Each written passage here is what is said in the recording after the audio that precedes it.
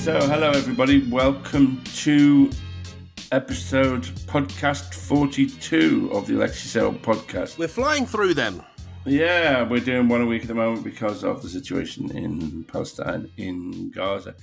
And this week we talked to an old friend of the show, Adam Broomberg. Adam is a South African Jew, and he photographer, visual artist, lives in Germany, and has always used his experience of his, I suppose, powered in a way by his family's experiences during the Holocaust. Yeah.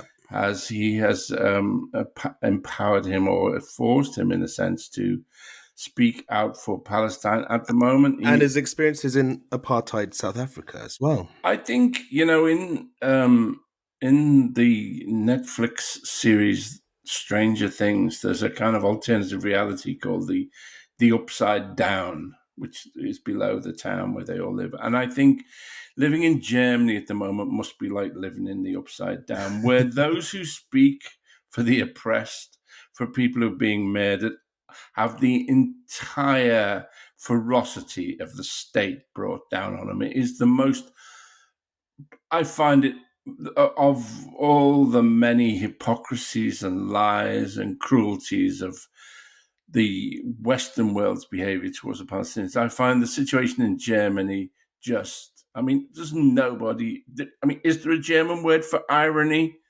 I don't know what it is, but, I really think they should apply it. Anyway, an old friend of the show, Adam Broomberg.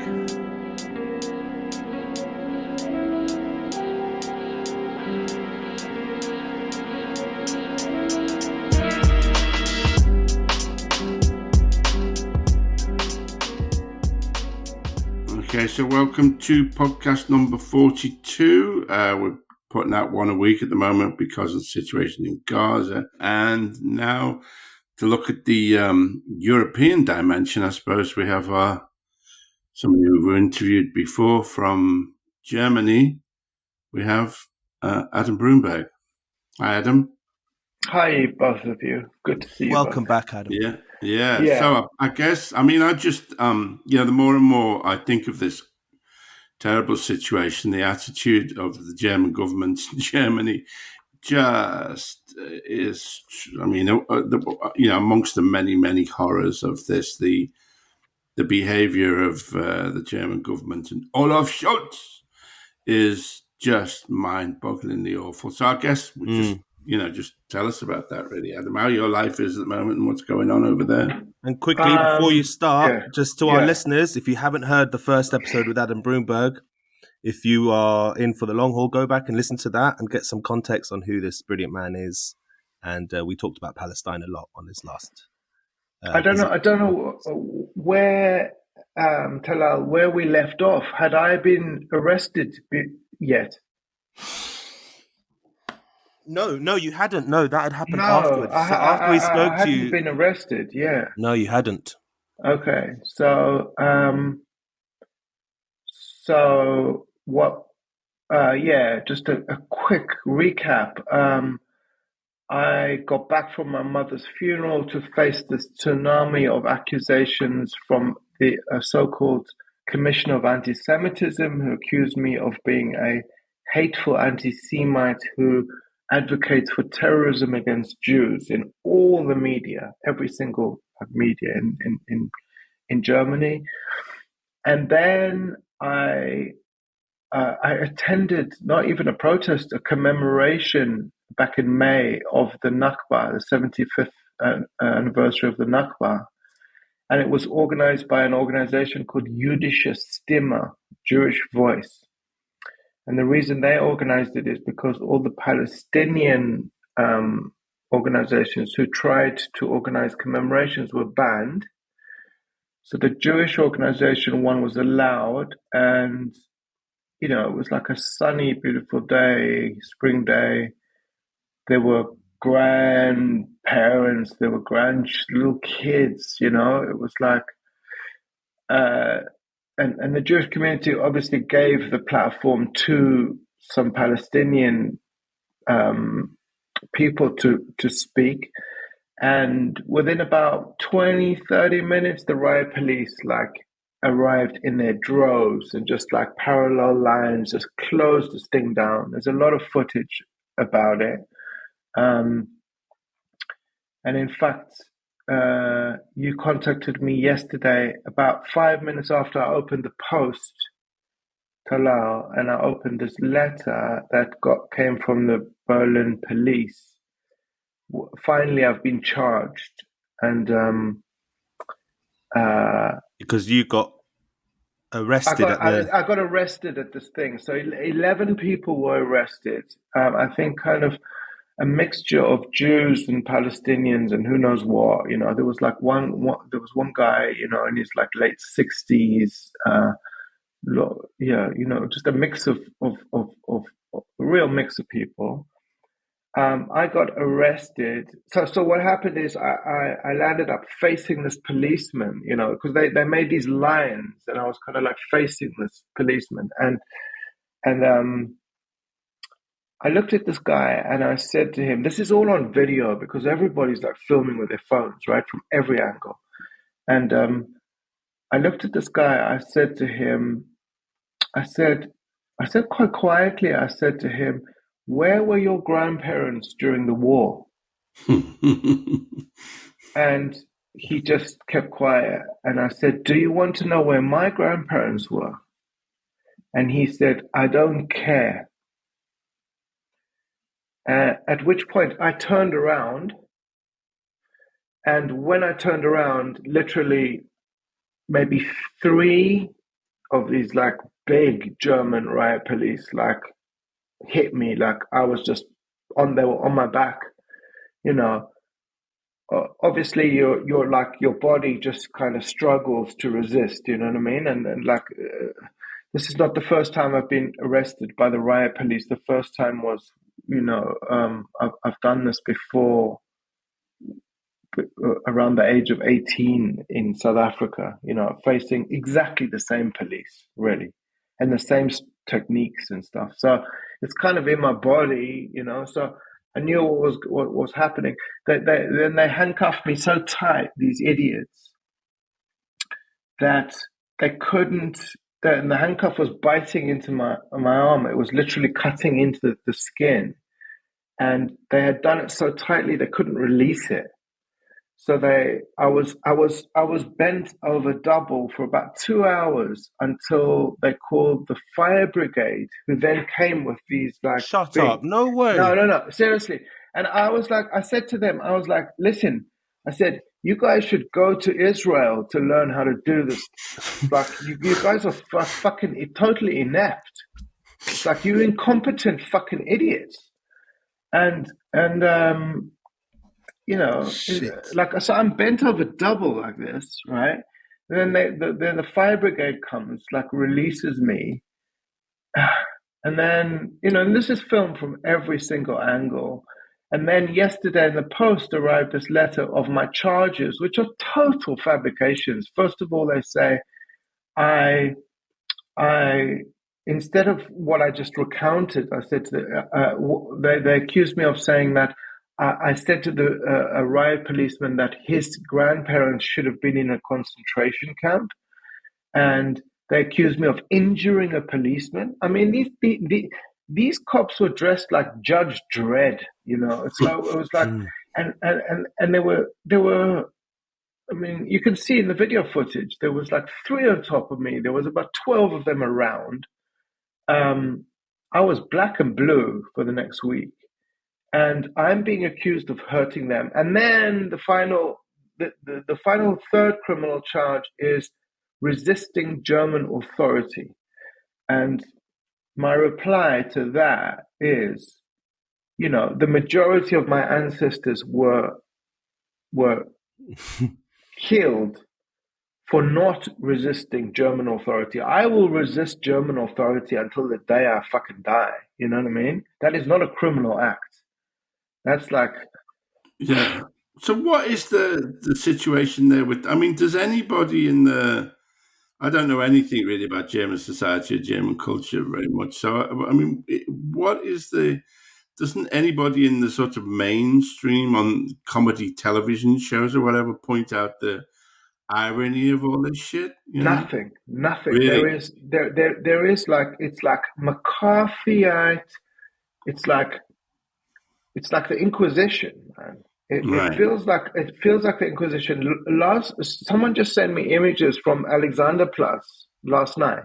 There are billboards all over Alexanderplatz with images of. Is that in Berlin? Is that a central? Yeah, that's the center of square? Berlin of the Bundesreich, and with the Israeli and the German flag next to it, and it says solidarity with Israel, right? And there are three flags: Israeli, German, and European flag, and it says solidarity with Israel. Okay, Jeez. this is all over Berlin. 3 nights ago on the what's the Brandenburg Gate was projected the Israeli flag. Yeah, like projected, like. I mean, like where does your head go, right? What about the graffiti? Berlin's a hub of graffiti and street culture. Is there any are people on the street against this? Or? No. So Zollenallee, which is like in Kreuzberg, which is the heart of Berlin is home to the biggest Palestinian community in Europe in exile, yeah. And Zollenallee is the heart of that community, and it's the most gorgeous street. You like go down there; it's like the best hummus and falafel, and like the best food on the planet. And it's normally covered in Palestinian flags and painted and posters and stuff. Gone. I was there 3 days ago. It's like there are just police vans. Everything's been painted over, ripped down. I went to meet. This is 2 nights ago. I went to meet a dear friend of mine called Lamis. She is a Palestinian actor. She was doing a play. She was due to do a play in November, and it got not even political, but had Palestinian content. Cancelled. So I went over to her house, and I was trying to help her because Der Spiegel wanted to interview her, and we were trying to kind of craft, because it's so dangerous. It's like, it feels to me, I mean, when I read about, we all read about what happened during McCarthy times. This is what's going on. It's extraordinary. And I get the sense that even the left really goes along with all this shit as well. Really, what stands for the left in Germany, or what opposition is there? There's a small enclave of opposition. There's an organization called Diaspora Alliance, who are absolutely magnificent, and it's mostly German Jews, a lot of former Israelis in Germany, a lot of Jews from elsewhere, that's still kind of committed, hardcore, smart, plugged in left, yeah. But it's small. I mean, we have meetings. It reminds me of South Africa, in my teens, where we have meetings. There's 20, 30 people in a room, right? And what of public opinion? Because here, I mean, polls have shown that public opinion, despite all the propaganda, is massively supportive of the Palestinian cause. I mean, hugely. What is the case in Germany?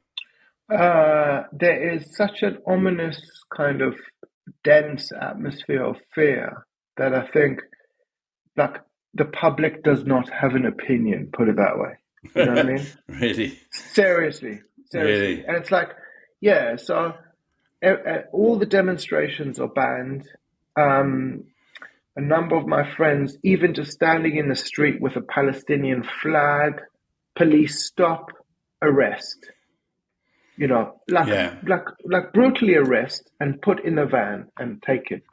So you can't show a Palestinian flag. You can't say anything in public. Yeah. And where does the impulse for all this come from then? Is the German guilt about the Holocaust, is that just a mask That's the for? obvious answer, isn't it? That's the I Yeah, think, but I'm I mean, suspicious of that. that's the obvious answer. I've got to say, and I keep saying this, is that that's the quick answer. That's layer Yeah, one. yeah, But let's go a little bit deeper here, like as if we were on the psychoanalytical chair, right? Because yeah. the first layer would be like, "Oh, I feel guilty about what I did." Oh, yeah, you feel guilty, do you? Okay, let's let that plumb line go a little bit deeper. Mm-hmm. And I would say it's not about guilt; it's about desire. Okay, And what is that desire? Is that we know that in the 1930s, the Nazis and the Zionists collaborated a lot absolutely. Yeah, because they had the same intention. And we mentioned this, I think, in the last podcast, in the last time we met. They had the same intention: get the Jews out of Europe, get the Jews out of Germany. Denazification never happened. When people talk about neo-Nazis, it's not neo-Nazis, it's Nazis. yeah, And the CDU, which is the Christian Nationalist Party, which is in power. The mayor of Berlin is a CDU, is a Christian nationalist. It's not their guilt; it's their desire that yes, they're wanting to enact. They want to get rid of all immigrant populations. They want to get rid of, so Kreuzberg and Neukölln are the two main areas, in the west, hmm, which hold most of the immigrant population, which Angela Merkel graciously allowed in, like from 2011. Most of the Syrians arrived. You remember that, 1 million in yes, 2015. Okay, I'll give you some facts here. So the budget for 2023 to 2024 for those two areas has been cut by something like, what is it? I can't get. I don't have it. It's like 22% or something or more.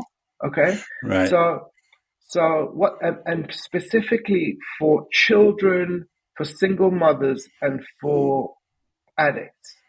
So, okay, then I'll give you another fact, is that in July of this year, every single public swimming pool in Berlin, they made a law.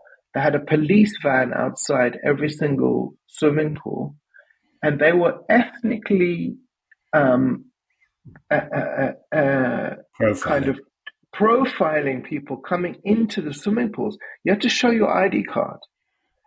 And basically the law was that no more than 3 people of color, they didn't say of color, but no more than 3 people male people were to gather at any one point, because supposedly there was an increase in crime. In fact, if you look at the police reports from 2019 to 21, crime's gone down 22%. Right. So what I'm saying is, this is not about German guilt, man. It's not No. about German guilt. It's about German desire, and I Yeah. think that's what I'd like to say. Because Yeah. Well, I think so. So, I mean, what you're essentially saying is that those, desires, those currents in German society that I don't know. I mean, of extreme right wingness are still there and still predominate. yeah, I think that they want a white Christian nationalist state. That's like, if you had to inject every German with a truth serum Yeah. and say to them, "What's your real fucking desire?" That's what they come out with, man.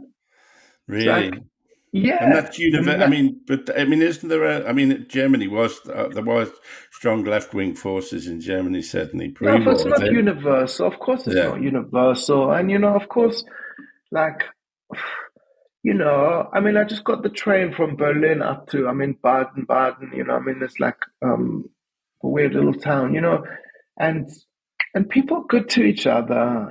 People are like, we know that. We know, like, humans love each other. It's the states that, Right. but I think that, and but we also got to compare. I just sent to Talal just before we started the conversation a tweet that just came out, which showed that the whole Talal, you could say it better than me. Just describe what that tweet is. Well, yeah. In That America, just came the from Senate America, yeah. just unanimously voted that any pro-Palestinian groups in universities should be labeled as pro-Hamas, Really? rather than pro-Hummus. So, like any pro-Palestine student protesters in any university in America, unanimously voted by the Senate, which it This says is Bernie. This is fucking. including Rand Paul and Bernie Sanders. And to be honest, I have been a bit disappointed in the lack Yeah, of Bernie voice from Sanders, Bernie yeah. Sanders. He hasn't said I mean, shit where the about fuck is Palestine. Bernie Sanders, man? It is a complete destruction of freedom of speech and a distortion and animalization of a whole group of people, basically saying anyone who supports Palestine is pro-terrorist. That language coming out of an official an official office such as the Senate is Jesus. fucking dangerous and really scary. So let me tell you And one you more. can't, you were, I'm glad sorry. you pointed out that you were just, you're not talking about humanity in general and about people in general, universally speaking, because I know that you've also, so you're going through your shit, you're dealing with an attack from the state on your case. And looking at the news and the press, it is hard to think That's that the an whole world isn't interesting point. against us. But, Yeah. It's an interesting point with Bernie Sanders. I don't know whether it's that old Jew thing where you just, you're something. I worry about that in myself sometimes, that you become more pro-Israeli as you age or something. I don't know, or Well, it's maybe like, he's always been more disappointing than we think, really. but the level of tribalism to which Yes. this thing that we've all kind of been forced to supposedly fall into, this my people bullshit. It's Yeah. like, who are my people? Yeah. What does that mean? And it's like, Yeah. but it's so surprising the kind of, the messages I'm getting from kind of people who are considered kind of absolute allies in a struggle that I've been active since the age of 15, and suddenly there's people who there's never been a moment of discord with, are like, sorry, Really? dude, yeah, you've gone too far for me. I mean, I'm not saying that, I'm not even going to go into the death threats, So since we spoke, I also got a death threat sprayed outside my front door of my apartment, inside the building. Right. fuck, man, I'm sorry, dude. No, I mean, it's like, listen, none of us are in Gaza, right? Yeah. No, exactly. That's it. So, like, there's nothing.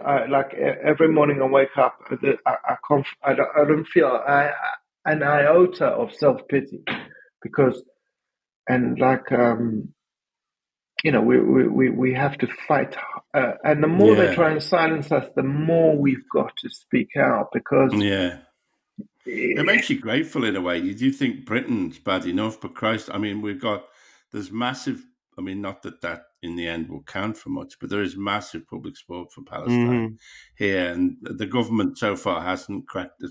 There's been attempts to crack down on demonstrations, but without success. There's been huge demonstrations. Yeah. Was it 300,000 on the Easily streets 300,000 last week? I think, on Saturday. And then there's another one tomorrow, should be even bigger. Yeah, and also the discourse, the mainstream media, while kind of terrible, are not like super terrible. I saw a big change after the attack on the Al-Ahli hospital, that for the first time I saw pro-Palestinian speakers being treated with politeness and courtesy. Right. It was, I mean, it took the death of 500 innocent civilians in a hospital to do that, but at least, I can't watch an awful lot of the coverage, but relatively speaking, people, I think pro-Palestinian voices are not being shouted down and not being attacked in the same way as they were in the early days. And I think that's not in the UK, but not in the UK, no. In America and in Germany, and it's basically it's McCarthy. Really, it's black. yeah. So a group of us. I wasn't involved in writing the actual letter, but there was a letter drafted from the art world community that was published in this week, and 8,000 members of the art world, like all the top artists and stuff. It was published in Art Forum, which is considered, the kind of preeminent, the main kind of art publication in America and the world. And so these were German, or these were American? No. International. Well, international. Totally international. Yeah. So there was a huge backlash. Why was there backlash? Because first and foremost, the atrocities of October 7th were not acknowledged, right? And so there was this huge backlash. Then the group responded by adding an addendum which said, obviously, we assume that, none of us condone the loss of any civilian lives. We presumed that was a given. So this addendum was added, and Art Forum, what did they respond by doing? They fired the editor in America for publishing that letter. Right. They have fired the editor of Art Forum, and it's like, so, and I can tell the stories I can tell you of artist friends whose work is being pulled from the gallery walls. There's threats, people who post in social media. I mean, but it's a very interesting time, because I said to you 2 days ago, I went to meet my friend Lamis, the Palestinian actor. Yeah. Mm-hmm. And last night I had dinner with an Israeli, very left-wing Israeli architect, and we had a really interesting talk, because what I realized, and this is something I want to say, is that what I realized is that, as you two both know, I have a sister who lives in Israel. She, her husband fought in Sabra and Shatila in the 80s. Her son, my nephew, fought in 2019 in Gaza. He's now being called up again, right? Mm-hmm. But what I realized sitting with this person last night and listening to her reality is that over the last few years, every time I've gone, I arrive in Ben Gurion Airport and I drive straight into Palestine. So I know what life is like in Palestine, in occupied Palestine. I've spent so much time in Bethlehem, in Ramallah, in mostly in Hebron. I actually don't know what life in Israel is like right now. And this is not me being apologetic or saying we need to acknowledge the atrocities of October 7th. I'm just saying that life in Israel for Israelis is fucking hell too at the moment, because, they've got a fascist leader who nobody, like probably 10% of that country is supporting. Well, maybe a few more, the same as Trump, Although I've been hearing that Trump support is rising now because of Biden's inability to condemn the genocide that Israel are doing, and a lot of MAGA people are starting to put Palestinian flags in their Really? social media profiles and stuff. Oh my God! I mean, they're adopting this cause. Oh my God!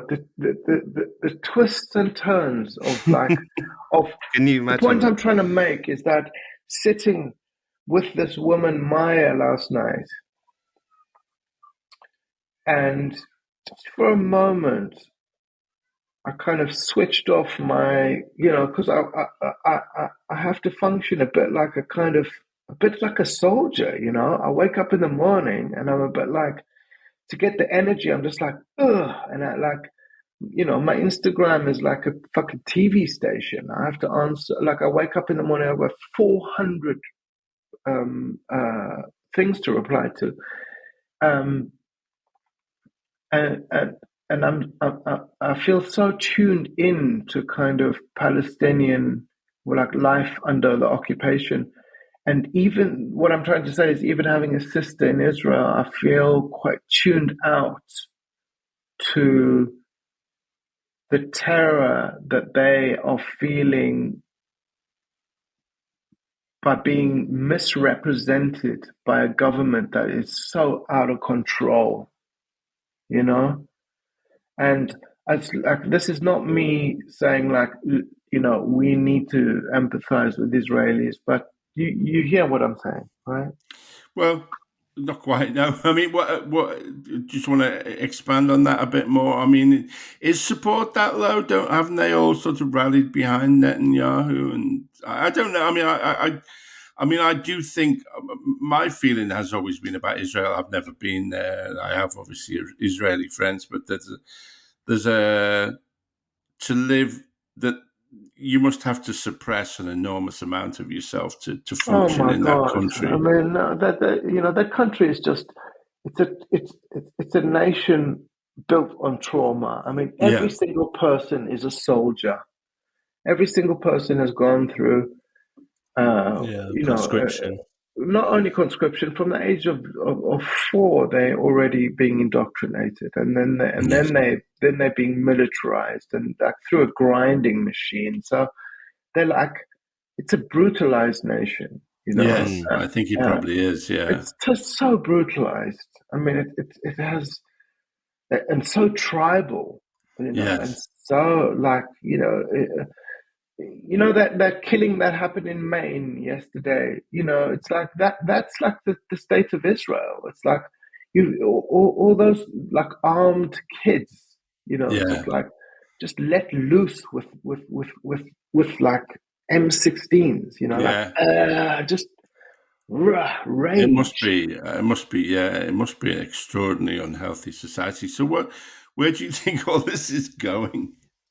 If you could just, briefly tell us what's going to happen. I think what we need to do is, we need to hang in there.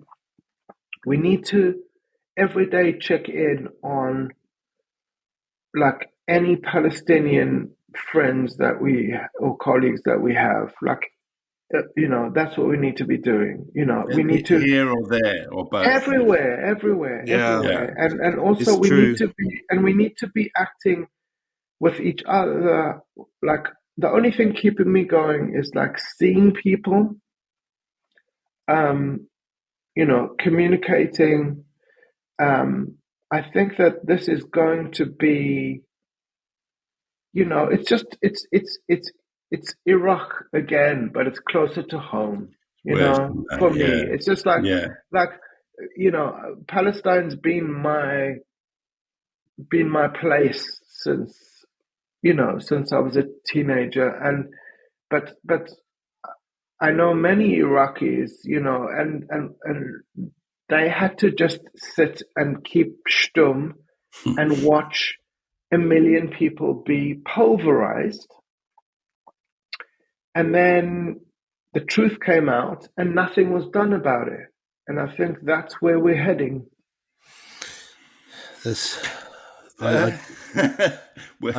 Not words of hope there. I mean, you think, I mean, that is the most... All we're doing is relying on these archaic systems, archaic international relationships to solve a problem that we know they're not going to fucking solve. They're just, and I don't think the fight is in Israel and Palestine. That's not where the fight is. The fight's in America. Yeah. And this is the point, is this is not like everyone's talking about a war. First of all, it's not a war. It's not a conflict between Israel and Hamas. First of all, Israel collaborates with Hamas. Netanyahu created Hamas. Netanyahu works with Hamas. They're in the same fucking office. Okay? This is not about Israel and Palestine. The war is in America. And where we should be targeting, this is all about what we do with America right now. Yeah. So if I had to say, do we have any influence there? I mean, how do you affect that? I mean, I don't disagree. In the end, it is the United States that, you know, is the wellspring from which this comes. But I don't quite know what you... Well, I mean, some things of hope is like, you know, the biggest activist on the planet at the moment, Sean King, who you've seen him on social media. He has kind of 6 or 7 million followers. You know, he's become, you know, sustained every 15 minutes, sustained posts about Palestine. And I think back the way that Black Lives Matter was sold out, yes, by the Israel lobby. We can go into that another time. But the way that Black Lives Matter was undermined, what's happening now is intersectional solidarity. Is that what's clear with like Mark Lamont Hill, with Sean King? You know, I pretended to know who these people are, but I don't do it. Okay, Mark Lamont Hill is like, well, I mean, the CNN, Mark Lamont, the CNN anchor who... No, he was fired from CNN, and then yeah, and now he has his own web newscast show, but has really important interviews on there, and has he's like he fucking drilled black American. He's hardcore, and he's insistent, and he's like, why should black people care about Palestine? This is why. And Sean King, you know, biggest activist on social media around Black Lives Matter, around anything, you know, any kind of social issue in America. It's been like, when they closed down Eyes on Palestine, you know, the biggest account that had 30 million followers or something, Meta closed them down 3 days ago. Sean King just like carried on posting for them, you know, and these are important fucking voices, and these will be subject of record. But you bring up Black Lives Matter, and they've been really amazing in their outspoken support of Palestine. But and I think there are lots of minorities all over the West that are speaking out, and I think, you know, they you know, the age-old saying, like, none of us are free until we're all free, and that's I think that's why it's important. I mean, I think that we need. I think that the clue to all of this is the Woman Life Freedom Movement in Iran. Oh, the Iran, yeah. Now, I really think that they're the clue, and I am in quite fraught, but in communication with one of their key activists who's based in Tehran, and we speak daily. And she's hardcore. She is hardcore. This woman, Dilaram, she's in her late 20s, maybe early 30s. Yeah, she is on the streets every day. She has had boiling water poured over her by the morality police. The first time she was beaten and detained, she was 16. You know, she's been through it all. In 2019, she was accepted to the Yale School of Art, and she decided not to go and to stay in Tehran to fight. Now, if you look at the roots of that movement, and you look at the geopolitics of this thing. We know that $6 billion were pumped from the IGRC, from the Iranians into Hamas in the last 12 months. So, that's the Revolutionary Guards, the IGRC. Exactly, and so that, and all of those people who took part on October 7th were trained and armed by Iran. So if you look at the geopolitics of it, and if you look at the ethos and the kind of the language and the what woman life freedom actually stands for, that is the clue to all of the stuff, because it's an anti-patriarchal, it's a anti-jihadist, it's an anti, it's a very, very, very interesting movement. And I think that whereas Palestine so much often aligned with an anti-apartheid movement, and of course, it's historically it's been so important to point out the parallels between apartheid South Africa and Palestine. Okay, but I think that now that may be doing us a bit of a disservice, where we could, the word occupation suffices for now, and the other thing is where it's seen as an indigenous struggle for sure. But I think that the women life freedom movement offers a kind of nuance and an insight that's for me, and an understanding of the geopolitics of that area, like what's going on between Iran. The conventional left viewpoint should surely be to sort of park to see Hamas as a somewhat flawed, but as a resistance movement, and sort of park their connections with the cruel theocracy in Iran and stuff. Do you think that the struggle against the theocracy in Iran has to go on? That can't be. I mean, is that what you are saying? What I'm saying is, like, historically, us members of the left can embrace complexity, unlike the right, and we need to continue to embrace complexity here, and we need to be open and outspoken about the fact that there is a link between the IGRC and Hamas. And we need to, as much as the fact that Israel created Hamas, and that it allows for the leadership to be in Tehran and stuff. But so what I'm trying to say is that this is a nuanced thing, and I think I would just keep a really keen eye on the woman life freedom movement, because I know, like Delaram says to me, she says, you have a better understanding of apartheid than I do, but I have a better understanding of the geopolitics than you will ever have.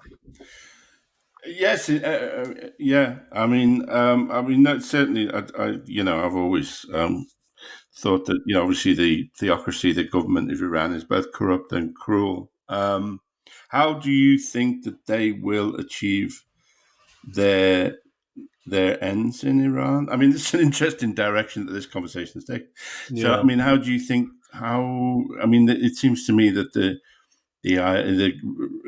Republican Guard and so on, or Revolutionary Guard, whatever they are so buried in, so secure in Iranian society. I don't see how they can be shifted, really. All I can say is that, 6 months into this kind of dialogue and relationship with Delaram, this activist, I mean, I've never seen somebody that brave who manages to get up every morning and go and stand outside the prison in Tehran. And I think we've just got to continue doing our work. Alexei, you keep saying like, what's the prognosis? As if like, I just think we just need to keep on fighting the fight. It's like, right. Because no, perfectly reasonable point to make. Yeah, rather than predicting some outcome. Yeah, no, I think that's a very good point. Really, yeah. Because and I suppose you're saying also continue the fight everywhere, not just sort of prioritize in the sense Palestine, but also not forget the struggle of women in Iran and also Congo, and also like, I've done a lot of work with Sea Watch, and I was off the coast of Libya, in 2017 or 18 or something. Like, people are still trying to cross the Mediterranean. You know what I mean? Mm-hmm. And I think that for me, like, my hero of all time is the poet and theorist and Fred Moten, the American Fred Moten. And I mean, if you could have a conversation with Fred Moten, he is the most magnificent human being, because he just talks about intersectional solidarity, and he talks so beautifully. The way he says it, he says, we need to learn to tread lightly on the earth, on the planet, without the sense of proprietary. And he talks about how property starts with, like, literally in the domestic sphere. I own my little home, yeah, and it has a white picket fence around it in America, and a mowed lawn, which is a colonial construct. Or in England, we have our little, apartment, or our thing. And then it spreads outwards, and it becomes then the nation state. But and his key point is, he says, nation states do not have rights. Nation states are meant to look after the rights of the people that live within them, but not at the expense of the people who do not live within them. Yes. And he's such a beautiful man, and it's like, we'll try and get him on. Oh my God, he's the best. He is the best, man. And and his knowledge of jazz, excuse me, like, you talk to him about music. What's his name again? Fred Moten. He's magic. He is magic. Well, I do love, the idea of intersectional solidarity, and that we're looking for what the solution is here, so maybe he's got it. And all oppressed people standing together, and that whether that's by race or sexuality or fucking skin color, there are people being oppressed all over the place. Yeah, and they are on the most part coming together, but apart from the Hindus in India, which is really disappointing to see them, as post people who used to be colonized for a very fucking long time, to be standing so firmly with Israel, is disappointing. But can I ask you something? Can I ask you too? Because I've had days in the last few weeks where I've really struggled. Like about 2 weeks ago, I had a couple of days where I was struggling to get out of bed. Yeah. And I just want to know, because for me, the biggest struggle is where we lose meaning. Yeah. And I just want, where it becomes like, it's like, fuck it, just fuck it. I mean, we've lost the battle against, like, climate change. We've lost the battle against colonialism. It's like, I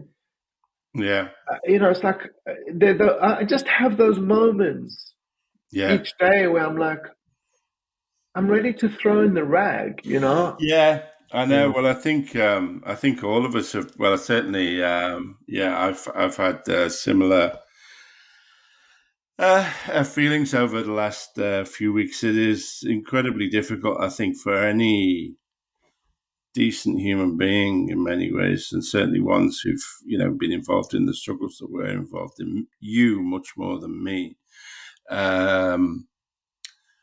To get up every morning really, and I don't particularly have any answers. If you thought of having a holiday from this, so they're going somewhere nice. No, I mean, like what gets me through is like, I've got pathetic, it's like I've got two kids, and like just making sure that they're okay, and like they're feeling the joy of life and of music and of like looking at the fucking the change of seasons, they're like it's basic stuff like that. But I mean, I this is sounding so look, you said it indulgent. earlier. We're not in Gaza, and We're not in Gaza. how much We're pain not in we're Gaza. feeling. Mate, I didn't manage to peel myself out of bed till 11:30 today. I'm waking up every day to images of like dismembered children and mourning parents, and it's I can feel a weight in my chest growing every day. It's really, really.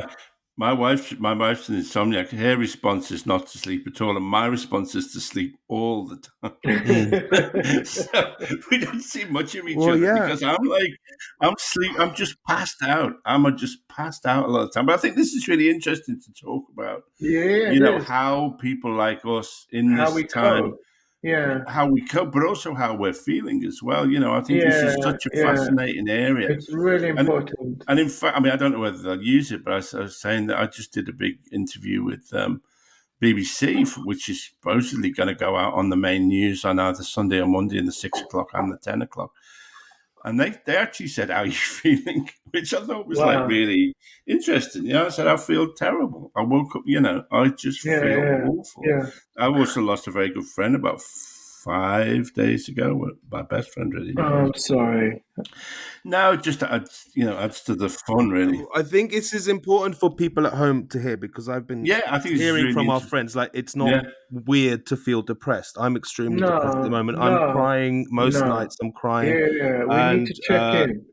I called my Palestinian friend earlier today, and he sounded so much worse than I am. He's here in London, but he sounded awful, and I was shocked, and I'm going to be checking in with him more often now.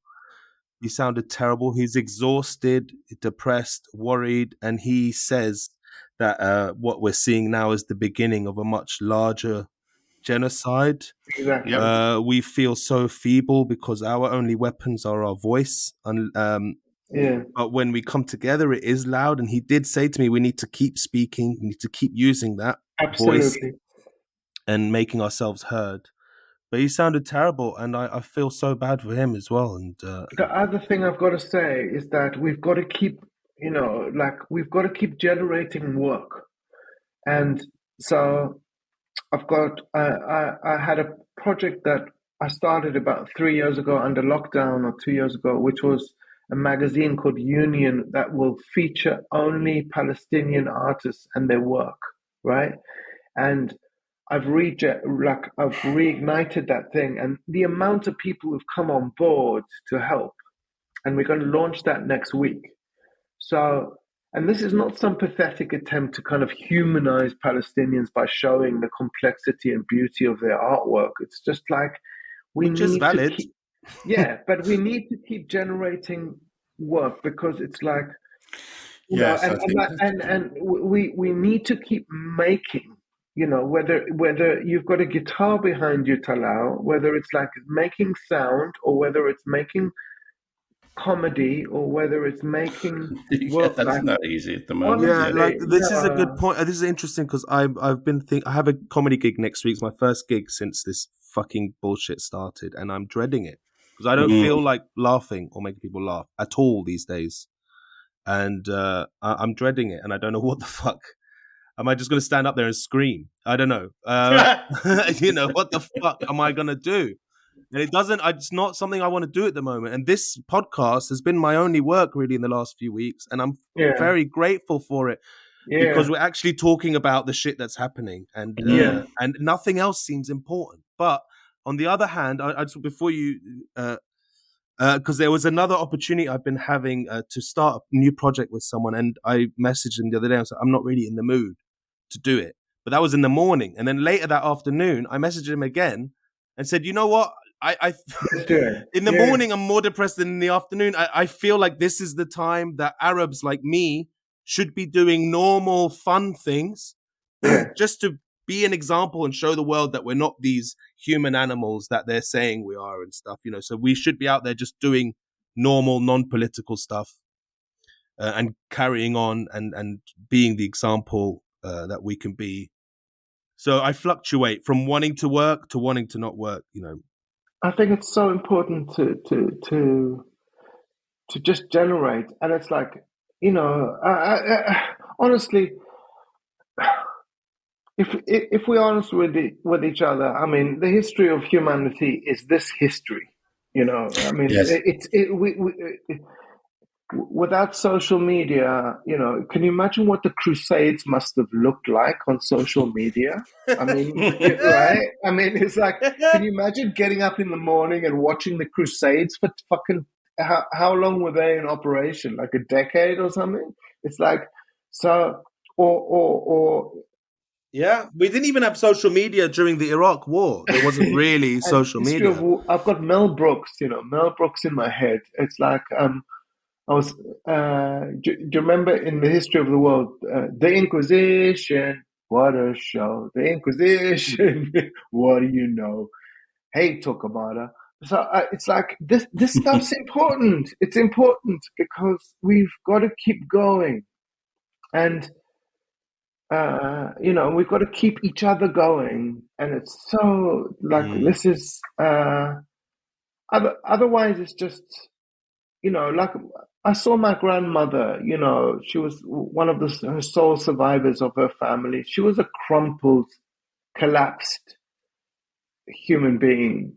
And she had no reason to keep going every day. And she did just because the human body demands to stay alive. Yeah. But I think that we are, as you say, we're not in Gaza. We're also so privileged to have the education and talents. I think, thank fuck, no, I'm not in Germany, never mind. We also beginning with G. But fucking hell, that sounds bad enough. Well, I don't know. You can come and have you can have a spa in Baden. Jesus, I mean, what a fucking... I mean, the lack of understanding of irony would just send me crazy, I think, apart from anything else. So. But I'm still... You promised me you would come, and I'm going to take you to the Brecht and Benjamin archive. Okay. So, no, but these are the things, like a friend of mine, there's a Palestinian film event going on tonight, and this is the reason. So a friend of mine bought me a train ticket, and I came here, and I was like, I had to get up at 5 a.m. to get the 6-hour train, and then I got here, and it's like, I'm so happy to be here, because otherwise I'd be sitting at home just going like, you know what I mean? Right. Yeah. So I think.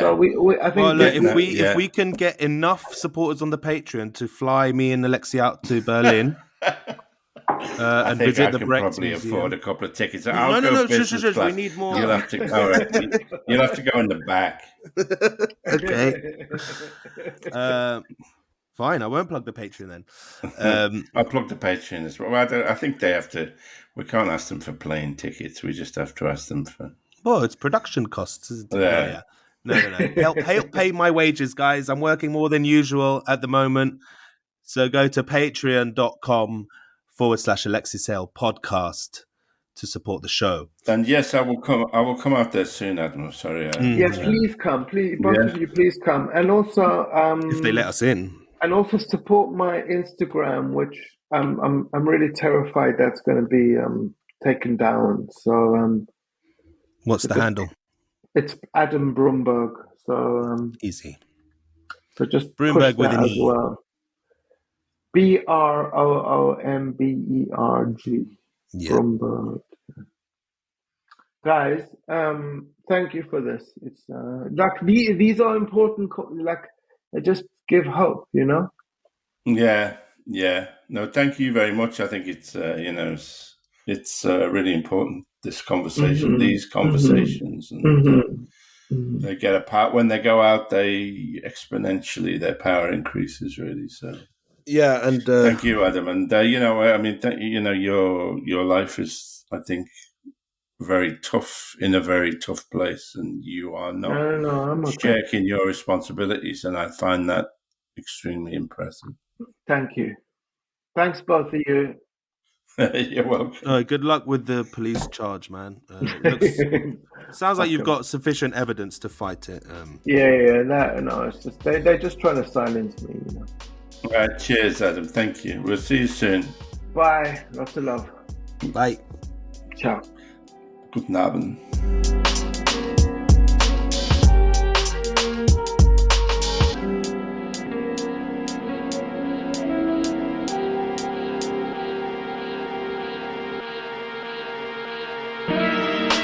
Well, that went places I wasn't expecting it to go. I think that's the beauty and the challenge of podcasts, that you don't need to stick to an agenda.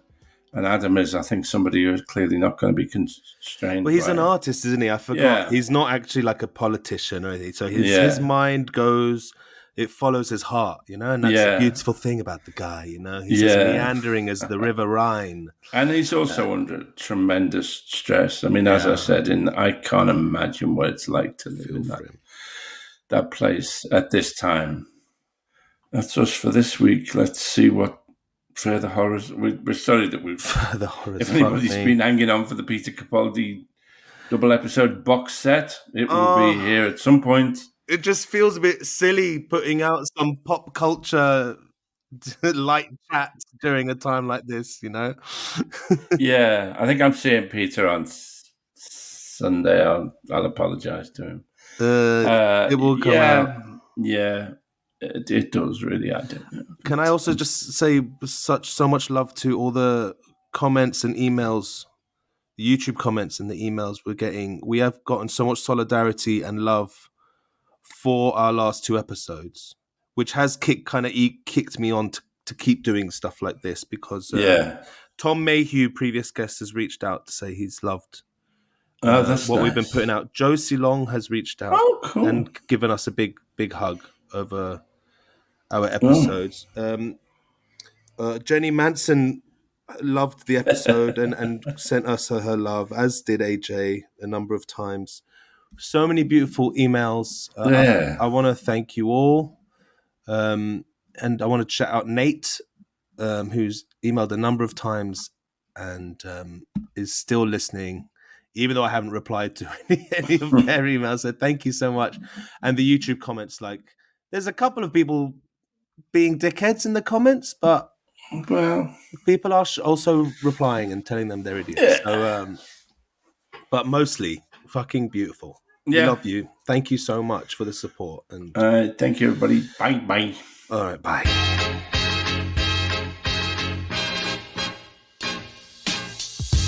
You've been listening to the alexeisaylepodcast. This show is produced and edited by Talal Karkuti. Music by Tarbush Records. Thanks to Audio Boom for hosting us. Please keep your emails coming in at alexeisaylepodcast@gmail.com. Goodbye.